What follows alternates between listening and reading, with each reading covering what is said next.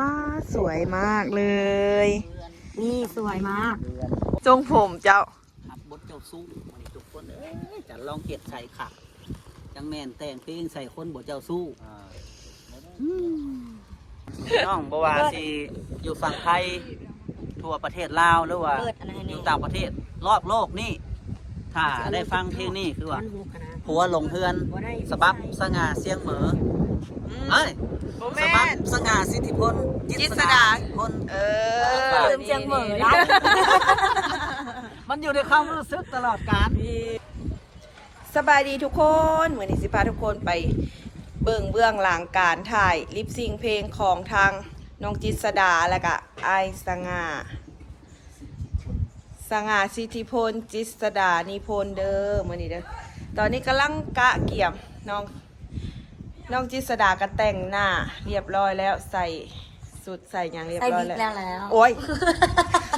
แค่มองแบบนี้มันอยากคือแบบบ่มีผมได้นี่ทุกคนรอบอ สบายดีพี่ๆน้องๆเด้อบทสิผูสุคนพิเศษ FC มิวสาวคำมวล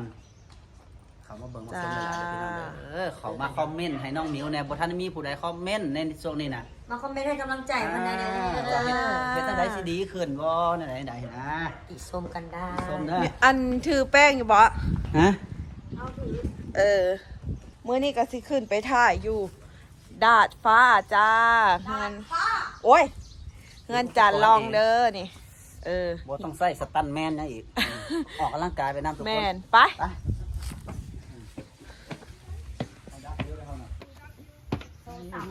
คนงามตื้อสาวแหละ ป้า บ่ได้ลงเพื่อนผัวก็ได้ว่าตามหลักไม้อยู่เขาเมียก็ได้ ขึ้นมา ฝากผลงานเพลงใหม่เด้อ เชิงดาดฟ้ากัน ครั้งแรกครับหลานสาวจิตรดานิพนธ์ย่านผัวลงเพื่อนพี่น้องฝากเข้ามาหลาย ย่านผัวตูนงานเก้า โดนบ่ได้ได้โดนสูงปานนี้เถอะ เอานี่ก่อนเอาลงก่อนเพิ่งมันยังแจ้งอยู่ ป้านี่ทุกคน อ้าวอย่าคือบ รรยากาศ ป่วยนี่แหละ รอบเฮือนเฮา ไปอันนั้นมาอันนี้อุบัติเหตุในการถ่ายทำนั้นมันธรรมดาเลยป้องกันไว้ถ่ายทำต้องมีเซฟตี้เพื่อนน่ะ แวน ไม่อุบัติเหตุมันไม่ได้บอกใครได้ว่ามันสิเกิดนะ ป้องกันไว้ก่อนเนาะ น้องน้องโบได้ตั้งใจเลย นอนอยู่ได้เสียงหน้าแค่มันยังคน จักโหลดไผ่นางบุญอะนางบุญ น่าจะสะดวกเลยอย่างเงินนะเกิด บุญย้อย โทรศัพท์ได้ใส่บรรทุกใช่ไหม มาชอบคนนี้ ของเฮาก็ได้ของเฮาก็ได้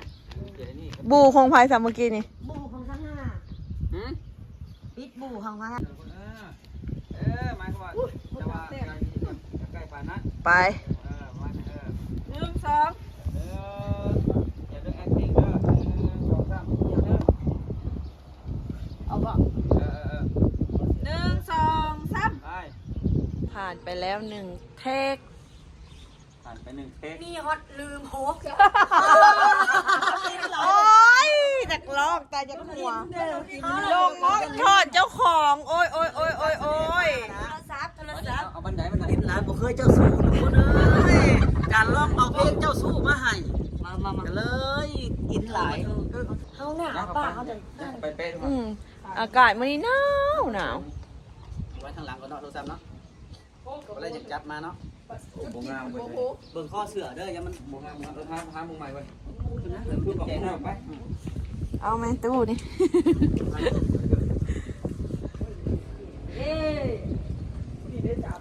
เดี๋ยวนี้มัน17-18 องศาได้เดี๋ยวนี้นะป้าตะเวนพอดีตะเวนสิตกทุกคนเลยบรรยากาศโคตรดีเลยดาดฟ้าเงินจันลองเด้อว้าลม แสดงแข็งไปก็บอกให้ลงได้บ่ให้หอนลงนะเกินไป ไป เป็นอย่างเดียวนี้มันคนโทรมา หยอกโทรมา เฟซอีตาปูดวะอีพวงมันก็เป็นแบบนี้เป็นแนวไหนมันโหหัดคือว่าได้จักเถื่อเดียวนี่ เพิ่งกดปะสิบ่ได้บรรยากาศนั่นนะ ต้ มาบันนี้ดาดฟ้าสั้นที่3บันนี้ทุกคน มีหนอดได้ไหม ค่อยๆนะจ๊ะ กลางเด้ออย่ากลางเด้อ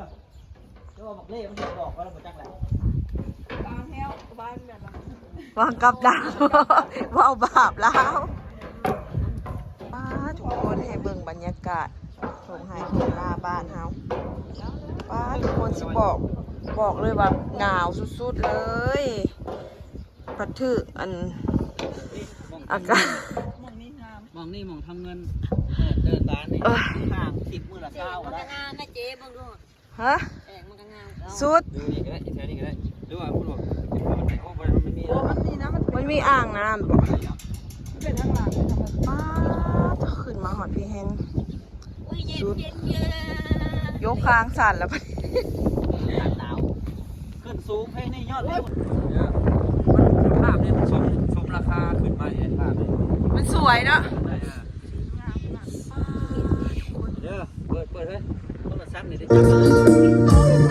เอ้ามันทานในชุด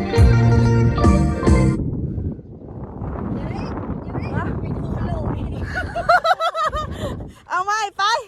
โค้งให้มันได้เนี่ย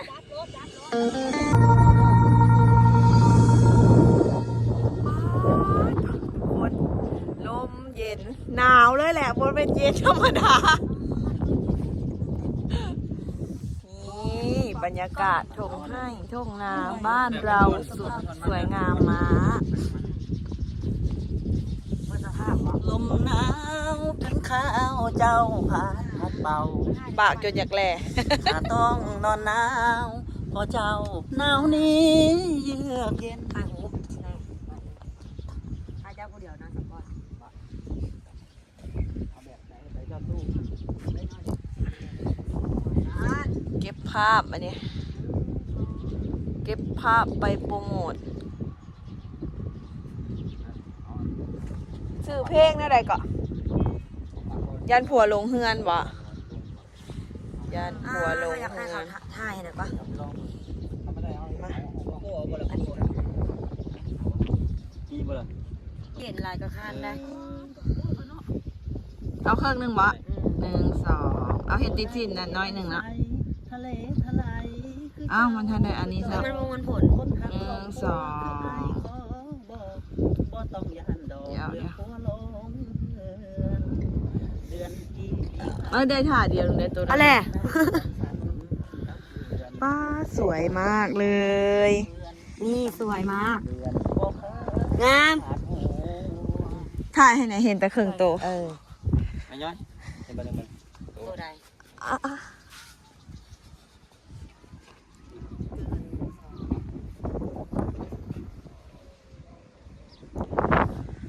งามเนาะ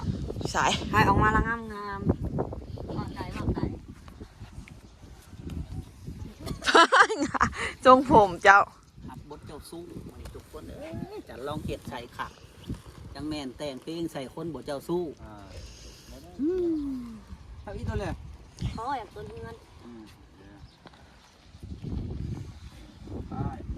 เขาอยากต้นเงินคนละเนาะยามเพื่อนโทรมาฝนตกลิ้นแดดเที่ยงฟ้าบ่มีปัญหาฝนหอยย้อนใจมักแห้งฝนตกกะแข่งน้ำแข่งกะลอยก่อนใดมีเหล้ามีหอย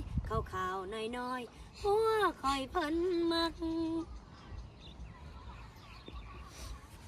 พันเดี๋ยวนี้ค่ะงามดิเอาสับขึ้นมาเซถ่ายคู่กันนะบ้า ไปแล้วแม่ไปสิถ่ายให้นี่ นี่ถ่ายนะคะ บ่สิ เอานี่ เออ เครื่องนึ่งแบบนี้เด้ออีเบ้แบบนี้เด้อแบบนี้เด้อเอา กาหัวเข่าขึ้น เพจเลยนะ นี่เอานี่ ตัวนี้บ่มั่นใจจะเฮ็ดไว้ซื่อๆบ่คือว่ามื้อหน้ามันจะเฮ็ดเพจ เอาจับจะสิจับไปไหนอย่างแงกเด้อนี่เด้อนี่เด้อ ถ่ายปะ เดี๋ยวเอาลังสเตอรี่เอา คลิปอ๋ออันนั้นนะอันนั้นห้องปากเป่านะ 1 2 1 2 มันมีด้วยนะโปกงามอยู่นะครับ เอ้าพอหลายท่าละ เข้าไปน้ำย้อยเข้าไปน้ำในอันอ้ายมีเมียแล้ว เอาย้อยก่อนเนาะไม่เนาะ อ๋อ กล้องนี่มันคืออันนั้นกันก็ได้มันไปปั๊บอีกใช่ก็ได้ ให้พี่คนเฮ้ย มันเป็นตะยานกับดอกกองจังว่าเอา เอฟเฟกต์ พี่เอากล้องเลย เอาตัวเอาเนียนออก บ่ได้ว่าแต่หนาวแล้วล่ะทุกคนตอนนี้นะเลือดกล้ามแล้ว ฝากทุกคนเด้อ เลือดกล้ามหมดแล้วว้าบึงลม ฝากไว้สำหรับผู้ใดที่ย่านหัวลงฝากเพลงนี้ไว้ไปเปิดกองหัวกองหัว เจ้าสู้เจ้าสู้เนาะ มีมุกอีก ฝากญาติหัวลงเรือนสง่าสิทธิพลจิตสดานี่คนฝากเด้อพี่น้องเด้อฝากเด้อ ไว้นี่เด้อพอกันไว้นี่เด้อ ทางซ่อง ลองสตูดิโอ เพลงคู่อ่าวลานเพิ่นมื้อนี้ทุกคน แล้ว ได้แล้ว เรียบร้อย คอนฮุกก็ได้บอลลงติ๊กต็อก บอ ฝากเด้อ ส่วนเงินเก่า ติ๊กต็อกอันได้เบิด นี่ขี้กระตือเขา ฝากเข้าไปเด้อพี่น้อง โทรศัพท์มา พี่น้องเด้อพี่น้องบ่ว่าสิอยู่ฝั่งไทยทั่วประเทศลาวหรือว่า เปิดอะไร อ เนี่ย ยู่ต่างประเทศรอบโลกนี่ถ้าได้ฟังเพลงนี้คือว่าผัวหลงเฮือนสบับสง่าเสียงเหมอ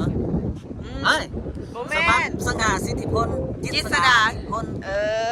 ลืมเสียงเหม่อแล้ว